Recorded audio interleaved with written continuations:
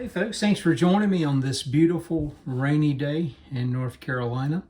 Looking at the forecast, saw the rain on the way. Looks like for the next 3 days plus, so no cabinet work. But yesterday I was able to go ahead and get the black gesso on the bottom section that runs across the front and both sides, in addition to that inlay strip there.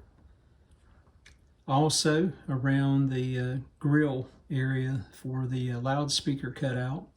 So all of that's complete, and sprayed a couple misty coats of clear lacquer over the top of that after it's set up for about 7 to 8 hours.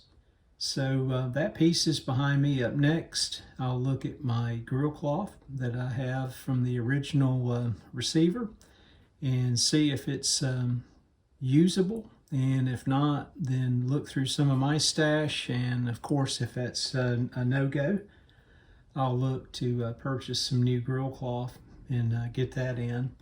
Again, that'll come in a few weeks after some more work on the cabinet.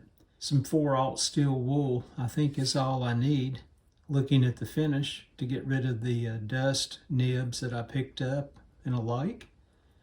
And then focus on a few more clear coats, and then repeat the process as needed.